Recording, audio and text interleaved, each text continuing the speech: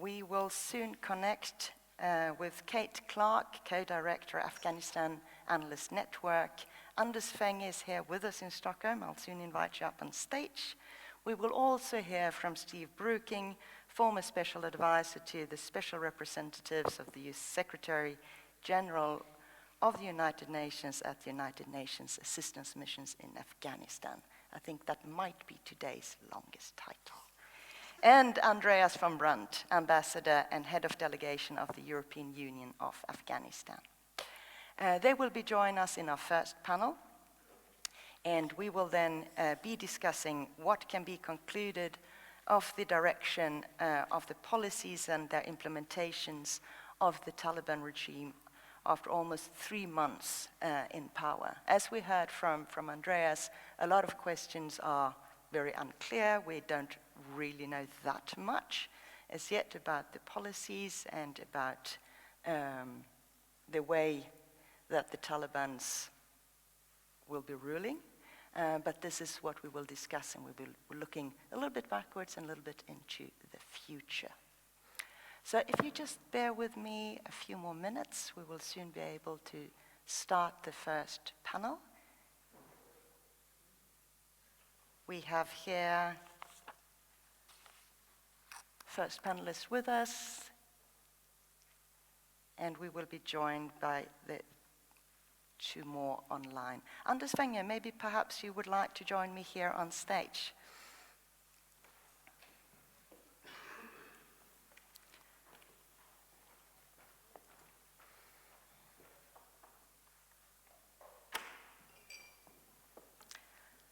So there we go. We're just waiting for Kate Clark.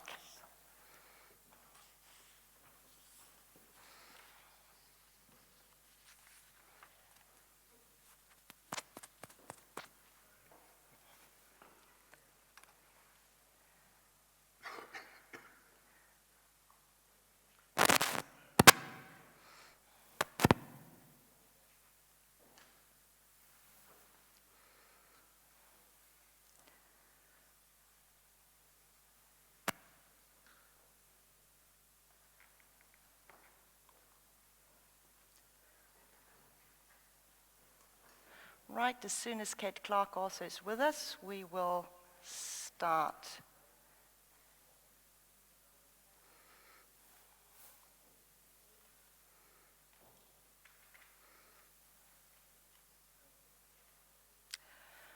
Right, we will actually wait for the technique to roll on, and we will start anyway, and they will join us eventually. As I said, I made the short introduction early. Anders Fänge, previous country director for SCA, welcome very much here. We've got everyone with us online. So we also have Kate Clark, co-director, Afghanistan Analysts Network. We have Steve Brooking, former special advisor to the special representatives of the Secretary General of the United Nations at UNAMA. And Anders from Brandt, Ambassador and Head of Delegation of the European Union to Afghanistan. Each of the panelists will give a short presentation, and then we'll have a panel discussion, and after that we'll take questions from the floor. And the subject for discussion, what can be concluded of the direction of the policies and their implementations of the Taliban regime almost 3 months after the takeover. Anders, would you like to start and give your presentation? 3 minutes. 3 minutes. Okay. And I am very strict. Yeah, well, I usually am not so strict, but that's another matter. The 30 years in development and humanitarian assistance work, you learn one thing very important, and that is to know the lay of the land. And that I don't only mean, say, social stuff, how poor people are and all these things, but cultural, political, and these things. I mean, 20 years with Afghanistan and some other places and so on, what you did was, of course, that you, before you went out, you got at least 1 shelf meter of books which dealt with these countries, and in this case Afghanistan, and so before you actually went out. So, and that is important. And politically, it's very important, because then you learn how to avoid, say, the landmines lying there out in the terrain when you're working with humanitarian or development assistance. Mainly humanitarian, because that's usually more disorderly and chaotic than what it is when it comes to development assistance. The Taliban then is not easy in this, because they are not exactly a transparent organization. Some people I talk to, old hands, they claim with emphasis that Taliban is a monolith, that they are exactly the same as they were in the 90s, and that there are no differences of opinion, etc. And so my answer to them is that my whole grown-up life, I've dealt with a lot of organizations, being part of them or meeting them in different circumstances. So far, I never met an organization where there is not differences of opinion, where there is not tension and so within the organization. And of course, it's the same with the Taliban. It has been mentioned, Andreas mentioned it when he was here, that the Taliban, they fell into Kabul, and they were probably just as surprised as we were. And they are formulating their politics. It's pretty obvious that they have not yet established a central authority which controls the whole of Afghanistan. You notice it on several things, like this thing for girls in secondary and higher education. That's obvious that it is dealt with differently depending on which province you are. And that, in turn, is a sign of that Taliban has not yet established a central authority which rules the whole country with the same kind of edicts or decrees or laws or whatever, orders or whatever. What this means for organizations working in Afghanistan today is a pretty simple thing. It is that you have to keep a working relationship with Taliban centrally. You have to talk to them. But the real agreements you do locally. You do them out in the provinces, which the Swedish committee is one example now, when we actually opened up this for girls in secondary and higher education. Yeah. I had 1 minute left. She was racing, so I still have some seconds. No, so of course there are tensions within the Taliban. And they can be ethnical, they can be ideological, or whatever. We don't know too much about this. And that's pretty clear. And there is a lot of guessings and some people claim with certainty that what sort of tensions there are. And so, but I myself, I am not very certain. And agree. I mean, I have to admit that there is a lot of guessings, a lot of speculations about what's going on in the Taliban, which of course doesn't make things easier in working in the country. I'm satisfied there. Thank you very much. Thank you. Steve Brooking, would you like to continue or take up the pulse? Yeah, thank you very much indeed. Firstly, just let me say I agree with everything that Anders has said. I have spent the last 5 years dealing with the Taliban, mainly in Doha, but also unofficially at the level of commanders and people in the field and such like. And then I've been back in September, October, heading the UN Taliban liaison team, dealing with the de facto authorities, as we officially call them. And certainly their attempts to be monolithic are not necessarily succeeding, as Anders has said. I think that poses both challenges and opportunities. I think that working with local authorities, as Anders suggested, is positive. But on the other hand, if it comes to the attention of the central authorities that side deals are being struck, this is potentially problematic, both for the organizations doing it and for the officials doing it. But we see these tensions playing out in the larger sphere. So the acting Minister of Interior, Sirajuddin Haqqani, obviously from the Haqqani faction, took it upon himself to bring back all provincial level appointments to the Ministry of Interior, which is how it used to be in the old days, but had changed under the Karzai and Ghani governments with an independent directorate of local governance. So he started appointing provincial governors and other provincial officials, and this ran foul of various of the other factions of the Taliban, who then started to push back against this. So there are clear tensions amongst the different groups. And when it comes to the policies as we go forward, I think it's clear at the moment they are struggling, and that, as with many insurgency movements, they are finding it difficult to move from being an insurgency movement to a government, and they continue to prioritize unity of the movement over, if you like, difficult policy decisions. So policy decisions that could cause factions to split away or to be problematic are less likely to be made, whether that's, letting girls into secondary school or other sort of contentious, as they would see it, decisions that might cause some of their hardliner wing to join Islamic State, Khorasan province, which remains a problem in the country, or whether it leads people to think they're being non-Islamic. So I think that that is sort of something we have to watch going forward. We have to watch for their announcements and pronouncements on policies. It's probably too early to say, as Andreas said earlier. One thing I would say in our dealings with them is they are quite good at speaking with one voice. They all have the same piece of paper that someone has given them to say, unfreeze our assets, take us off sanctions, give us money. And on a positive note, on the giving us money, they have in the past said to the UN agencies, we understand that the money will not come directly to us as the Taliban in government, but we want it to reach the people of Afghanistan. So if you can get money to the people of Afghanistan to avert the humanitarian crisis, that's fine.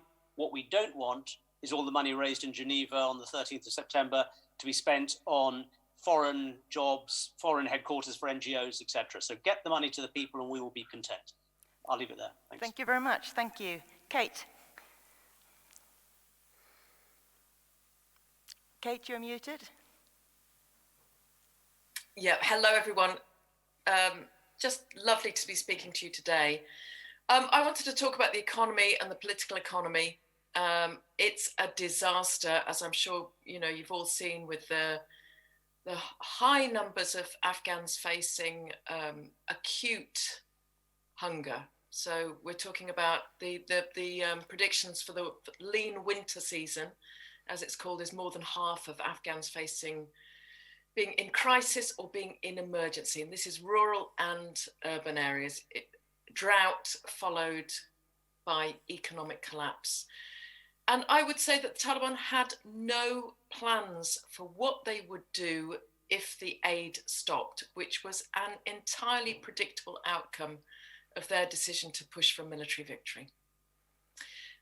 In opposition, they taxed very effectively. They taxed farmers and businesses, customs, mines.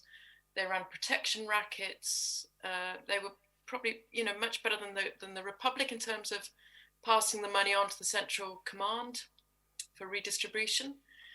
But they didn't provide any public services with that. It was free money. The government, NGOs, and ultimately the donors carried on funding healthcare, schools, and other government services inside Taliban areas. They continued to pay the civil servants. I mean, it looks like the Taliban just thought that was normal, that they had no idea that this money was going to grind to a halt when they took over.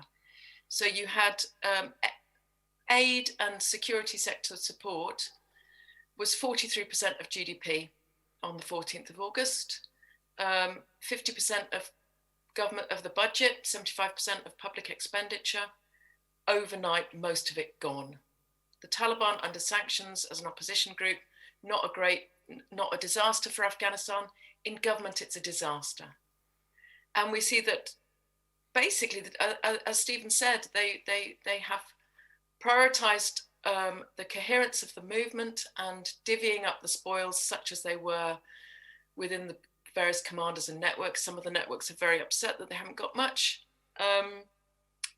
If they had been serious about the state of the economy, the position of poor Afghans, which is approaching half of the population, they would have made some compromises. They would have brought in some non-Taliban into the government.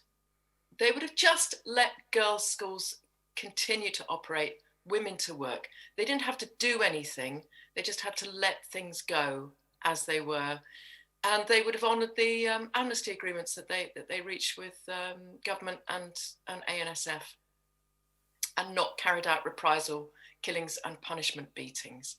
So we're hearing a lot at the moment about what the world should be doing, and there is a lot of blame attached to the various donors, some of them more than others, as we know, but I think we should also remember that the Taliban have really made no concessions so far, or had any plans as to what they were going to do in government. Right. Back to you, Gorel. Thank you very much, Kate. And Andreas, please. Gürel, good morning. Hello, everyone. I would like to start with a little disclaimer, because the EU delegation has been the first Western entity to actually return after the 15th of August. However, my system decided that it cannot be the head of delegation. So my knowledge is rather second-hand knowledge, but I would, by and large, as very often, share what my previous speakers have said. And I'm trying hard now to find where I differ or what else to add, apart from my institutional stuff that I could tell you, what the EU is doing and how we're planning to return and all of that. But I think on the economic front, what I could add is, apart from the lack of salary payment and the repercussions of the end of donor funding, and let's be clear, it's the development funding, because the EU, for example, has increased fivefold its humanitarian assistance.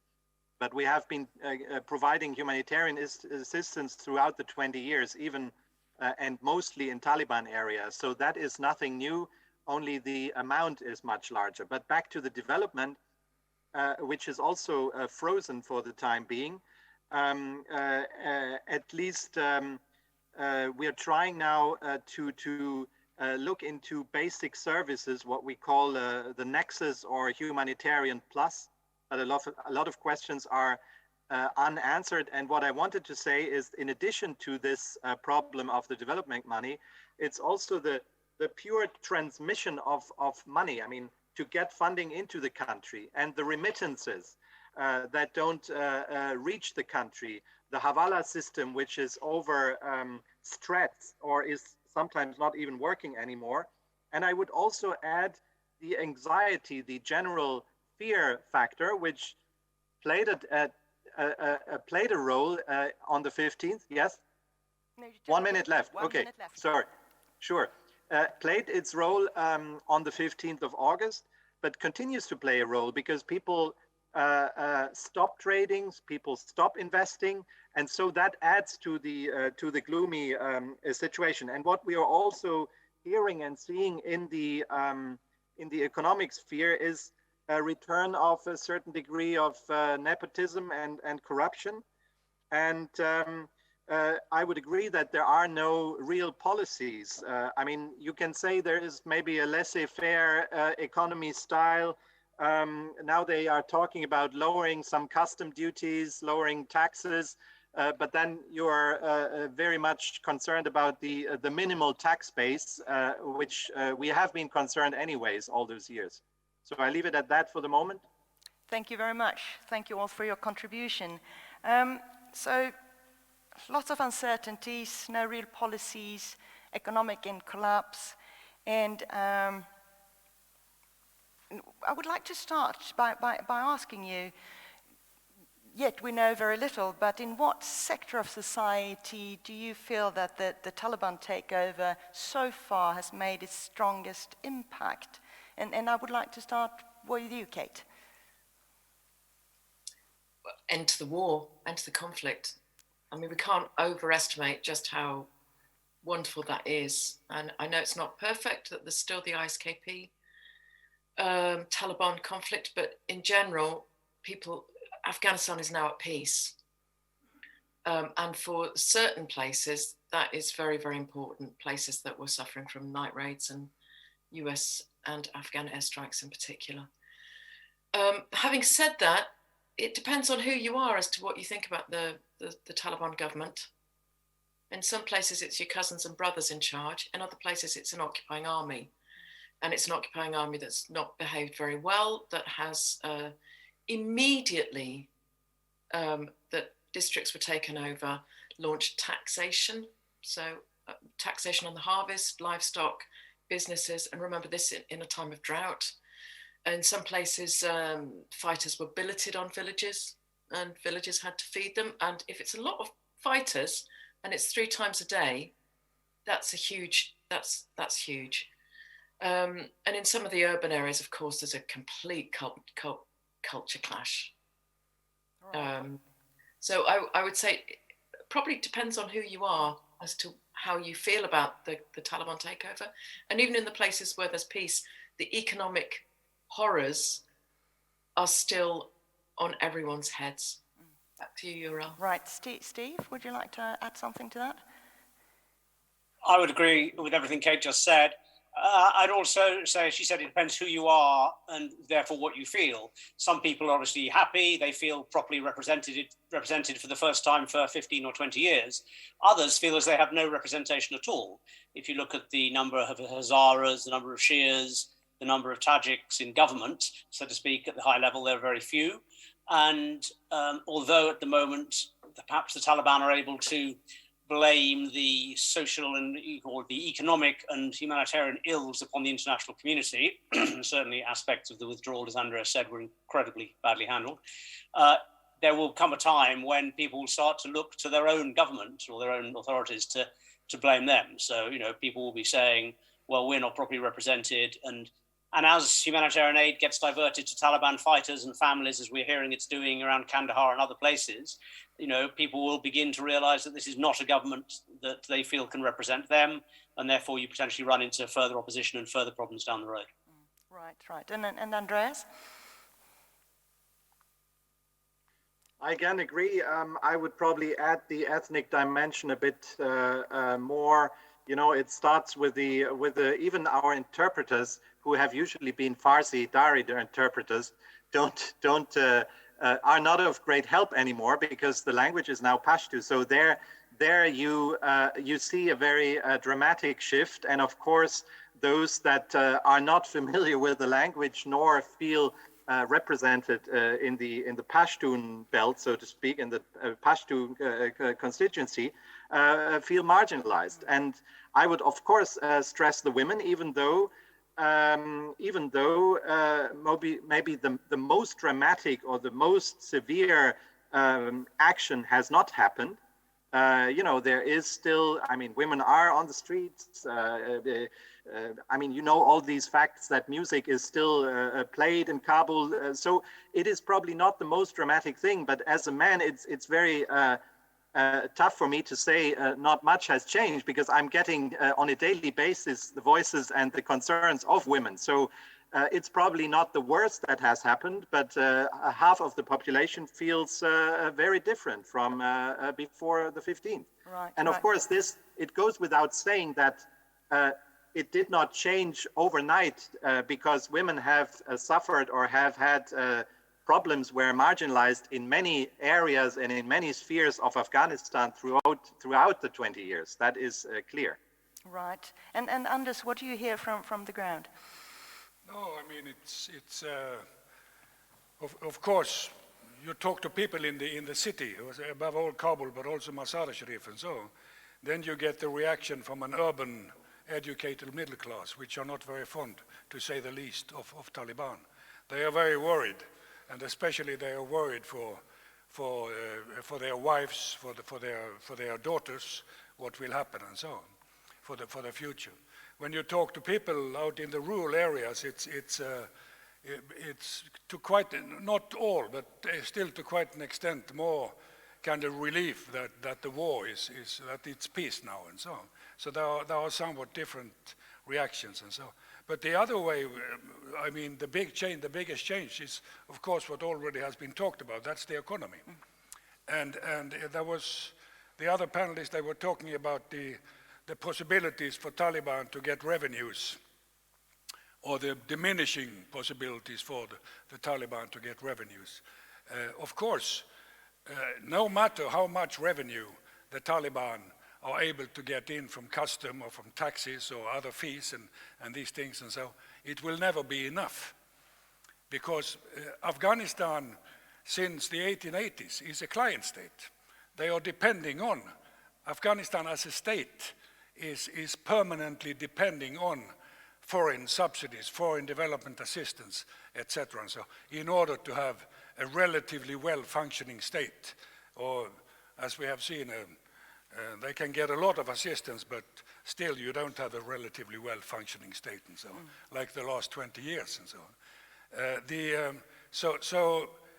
And there, I mean, if we look to the enormous development assistance which were, the Taliban will never be able to replace that, no matter how much they are getting in revenues. And the humanitarian assistance, from what I know, there have been about 2 billion pledged on the UN appeals, and about a little bit more than 1 billion have been paid. And they are the big problem. And the big problem for organizations like the Swedish Committee and so, that's to get the money into Afghanistan. And this is a real, Andreas was touching, he called it the liquidity crisis. I would call it the US sanctions regime crisis. Because what the UN sanction regime is doing is that banks all over the world, European, American banks, as soon as the name Afghanistan is coming up on a transaction, on someone who is asking to transfer money from one bank to another, or to a person down in Dubai or Islamabad or whatever, and Afghanistan is coming up, clunk, it stops immediately. Yeah, of course. And this is, we'll talk more about that later on, but I mean, this is the real crisis, which is, or the most immediate crisis now, to get money into Afghanistan, right, to do humanitarian work in Afghanistan.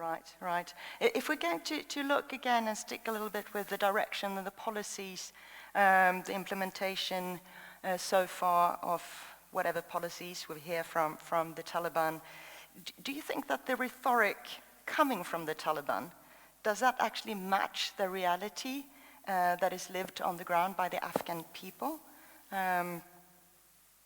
Who would like to start? Steve? Certainly. I think it, as with many governments, let's be fair, the rhetoric does not always match reality. I think it sort of fails in two ways. So often they are putting a hardline message out to their supporters because they want their supporters to feel that they are being truly Islamic and having some hardline Islamic policies. And yet, as has been referenced by Anders and others, sometimes this is modified down at the local level where actually people want something slightly different from what Kabul is preaching, and therefore they are prepared to be a bit more flexible down at the local level. And in other places, we've seen rhetoric or propaganda about how fantastically well they're doing on security. The hospital attack by Islamic State was over in 15 minutes and no one entered the hospital. I mean, that was unfortunately Islamic State's version of events was much more believable than the Taliban's on that hospital attack. So I think there is a gap, as always, between what the authorities are saying and what is actually happening. But as I said, that's not unique to the Taliban, to be fair. But I think some of their hardline ideological comments are deliberately done in order to promote or to keep their hardliners on side. And as Kate referenced, the other side, reverse side also, is they've said no revenge, no sort of settling of scores. There has been some, not as much as people expected, I think it's true to say. But of course, one murder out of extrajudicial murder or one revenge killing is one too many, and there have been some. So again, rhetoric and reality not always coinciding, maybe local disputes being put behind that as well. Right. Kate, do you want to add something? Kate?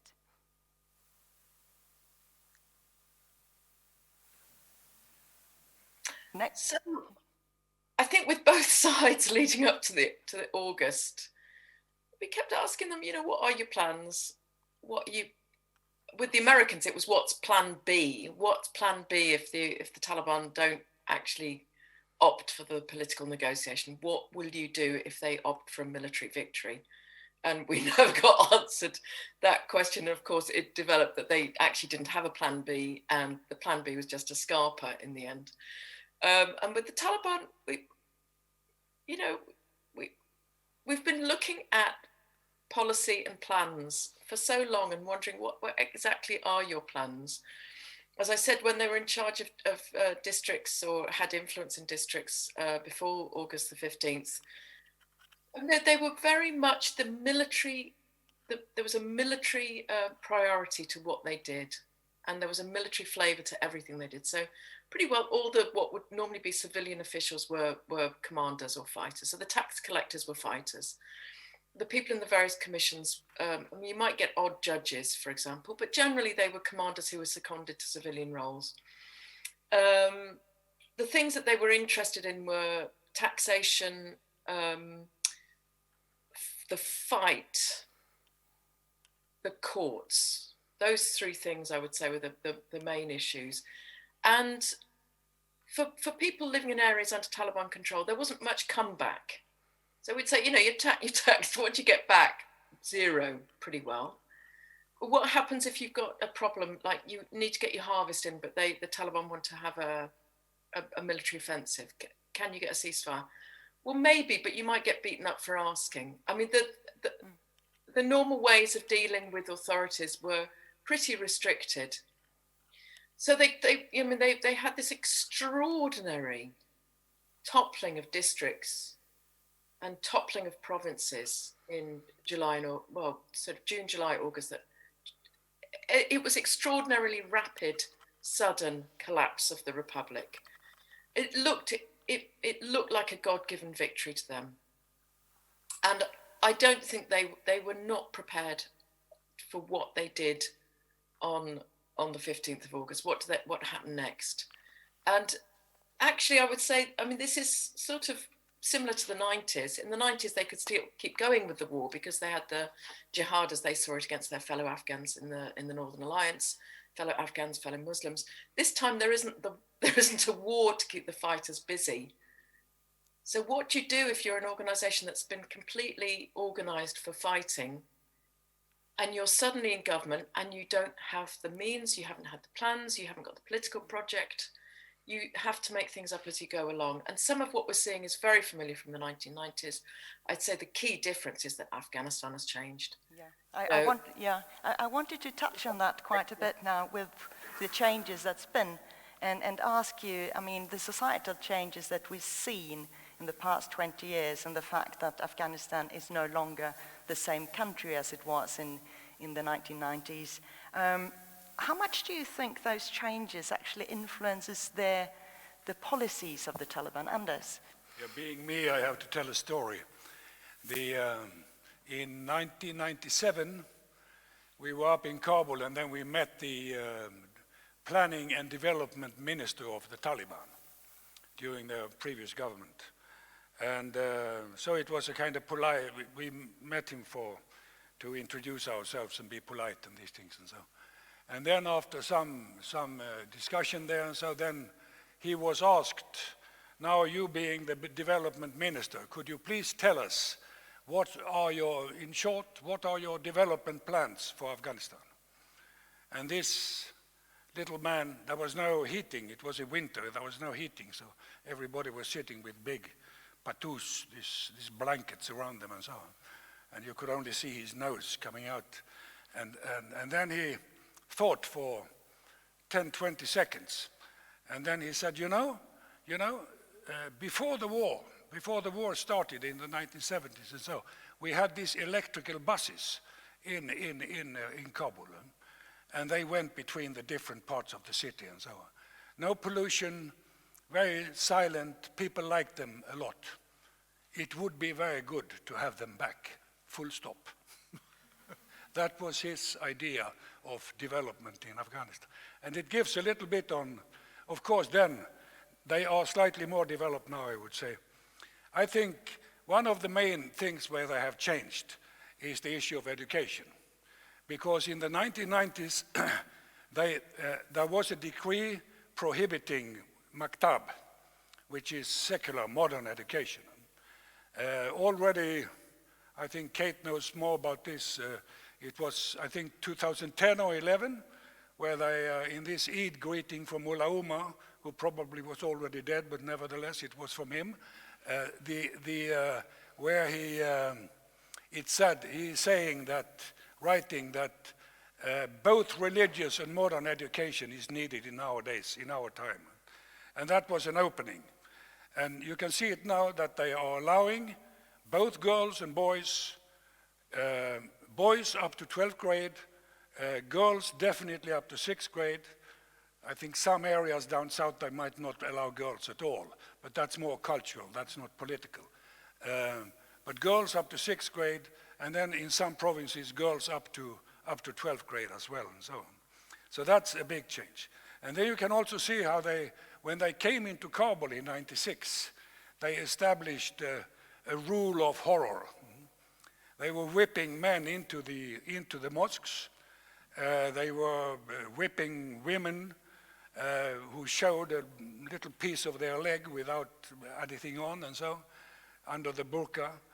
All women must go in burqas now, and etc., etc. So public executions, no instrumental music, etc., and so on. So the situation now is that they are not whipping people into the mosques. There have been some on demonstrations and so. There have been reports about that they've been beating women and so, but not because they are showing some naked ankle or something like this. They are, so far, no public executions. What else? They have not come up with any decree about instrumental music, although musicians definitely are very nervous about this, and they stop by themselves, kind of self-censorship and so on. So it's obvious that Taliban they have changed during these 20 years too, right. And quite to an extent because of the changes in Afghan society. Right, so, right. But then how much and what will happen later in the future, that's very uncertain. That depends also on what faction within the Taliban will come out as the dominant one. Right, so. Right, and we'll speak more about that a little bit later. We have touched a little bit on women, girls' education and women's, and I would like to continue there. At a press briefing in August, the Taliban spokesperson, Zabihullah Mujahid, promised to honor women's rights within the norm of Islamic law. And we can listen to what he said. He should be here. فهم دې اساس ټول ملت ته مبارکي وایم او د ښه راتلونکي هیله کوم. ازادي او استقلال اخیستل د هر ملت مشروع حق ده. افغانانو هم د خپل مشروع حق څخه په استفاده وسو کولای له اوږدې او درنې شل کلنې مبارزې او جهاد څخه وروسته دغه ازادي واخلي او خپل هیواد د اشغال او د اشغال له تتمو څخه پاک کړي. دا زموږ حق او ویاړو چې دا حق مو ترلاسه کړ. We are assuring the safety of all those who have worked with the United States and Allied forces, whether as interpreters or any other field that they have worked with them. As for their talents and their skills, we do not want them to leave the country. We want them to serve their own homeland.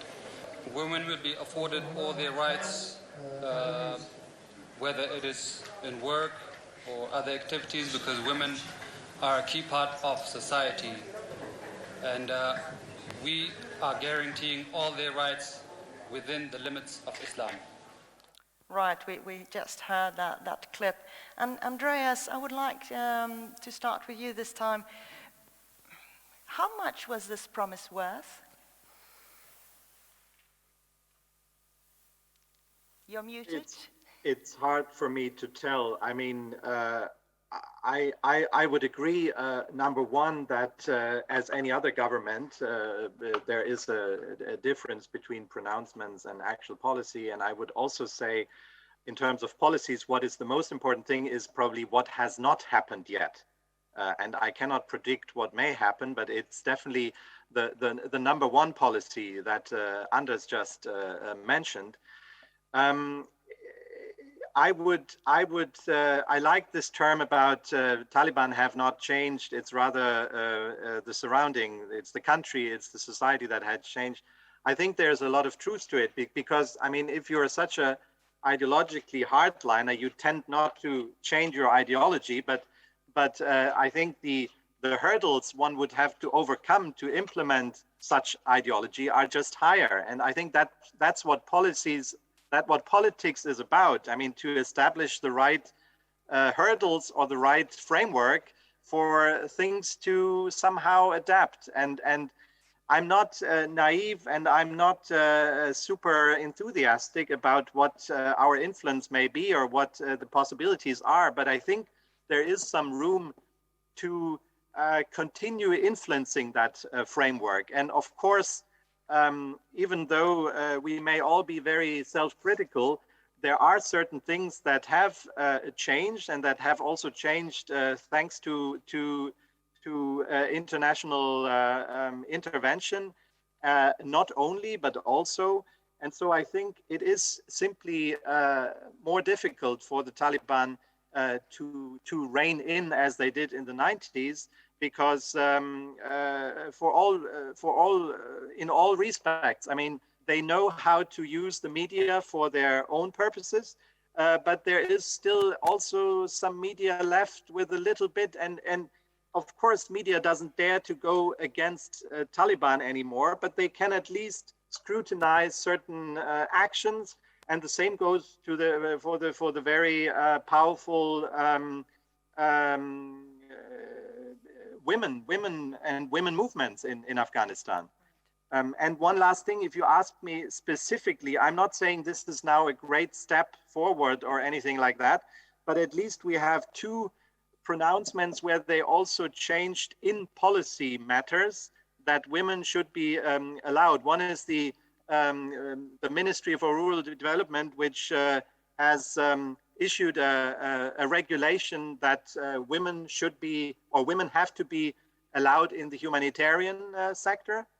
And the other is that this NGO law, which has been very much debated under the Republic, this NGO law is also still in place.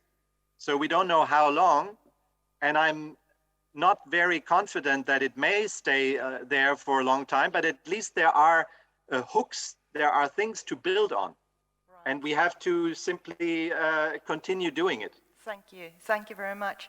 I will open up for some questions from the floor. Do we have anyone who would like to ask any of the panelists a question? We have a question there. Hello. Please introduce yourself. Yes, my name is Carl Thoring. I'm with the board of SCA.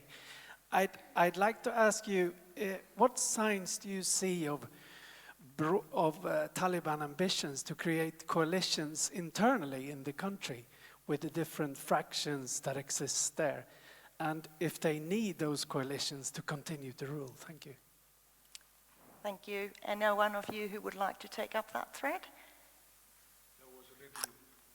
A little happened in the beginning with Mullah Bradar, obviously having, I think Kate would know more about this, but Mullah Bradar had meetings with, Mullah Bradar was the one who was the head of the delegation in Doha, who negotiated the agreement with the United States. And he had, after 15th of August, there were reports that he had meetings with Abdullah and with the former president Karzai. But then that obviously nothing ever came out of it. That's what I heard. And so otherwise I don't know.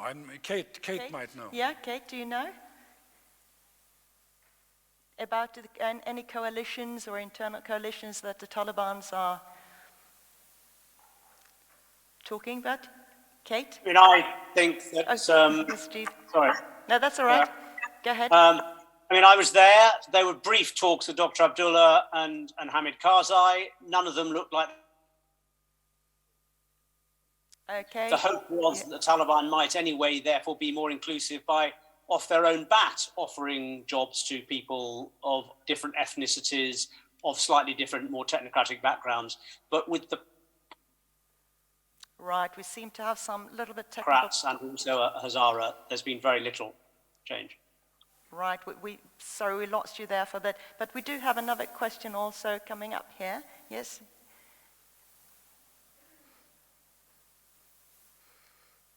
Hi, my name is Naeem Shinwari, and my question is twofold. What are the risks if you don't engage with the Taliban? Do you foresee risk Afghanistan falling back to some of the well-known international terrorist networks if you don't engage? And secondly, to what extent the Taliban are independent when it comes to making policies and decisions right now? So, thank you very much. Thank you very much. Andreas or Kate or Steve or Anders? Kate, do you want to take this question? You are muted. I can take that question. Can I just ask Andreas and Steve, are you finding breaks in the transmission? Is there a problem with the internet from Sweden or in my home? Yes, I'm finding breaks as well. Fine, I'll stay here then. Otherwise I would have moved. Right, so yes, so the second question first, are they independent? And I assume you're referring to Pakistan, who have been the Taliban's main backer for the last few years. I always compare the Pakistan-Taliban relationship a bit to the Karzai or the Ghani-Washington relationship. Given the amount of help that the outside supporters gave, you would have expected a nice, compliant client, but that was not the case. I mean, Karzai tore the Americans off a strip, even while they were giving him billions of dollars, and their soldiers were fighting to defend his government. You know, there was some sort of,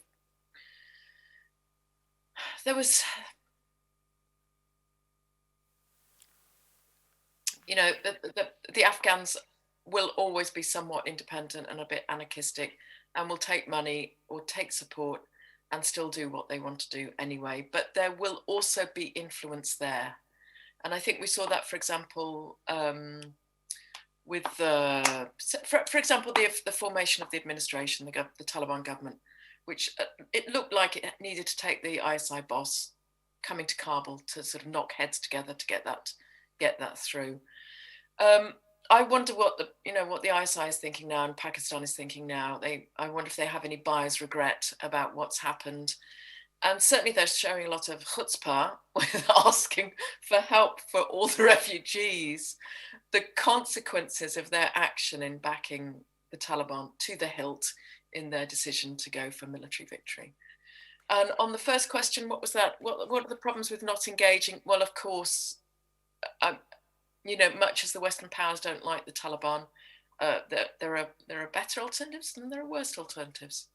Right. And the better alternatives you would think would be a sort of a government that was more inclusive, that was more representative, that better, you know, something that better represented Afghanistan currently. And as we know, and as we've seen in the 90s, state breakdown is very nasty indeed. And that's nasty for everyone across the country. Thank you, Kate. Thanks a lot. Anders, can I add some? Andreas, yes, very short. Yeah, one thing. I'm hearing that very often also a bit as a criticism. Why are you not engaging? And I can tell everyone we are engaging. Not only the EU, but everybody is engaging. What we don't do, I mean, we see Taliban every week, basically, you know, but that, of course, does not solve the problem of the technical problems. And they are there for a reason. You know, you cannot, someone who has been the perpetrator for many of the attacks against our installations, including my embassy at the time, you cannot simply write this all off and then make everything as if it had never happened. So engagement does not mean that we can immediately push a button and solve all problems of Afghanistan. Right, thank you. Anders, you want to say something very, very briefly because we're... The independence I remember on the previous time they took power, when they took Kabul in 1996 and formed the government, then one of the immediate requests from Pakistan was that the Taliban government should recognize the Durand Line as an international border, which was a long-standing dispute between Pakistan and Afghanistan. And the Taliban said no, and thereby showing that they were foremost Afghans and not any Pakistani proxy. Right, thank you very much. We have more questions and a lot to be discussed, but we must make it a break. It's now 10:15, and there's coffee downstairs, there's coffees upstairs, and some refreshments to that. 10:30 we'll start again, and then we will have the honor to introduce the Swedish Minister for International Development Cooperation. Thank you very much to our panelists for joining us this morning. I hope you stay with us for the rest of the day if you can. Otherwise, you can always see it afterwards digitally. And thank you, Anders, who are here in person. Thank you very much for participating today. Thank you so much.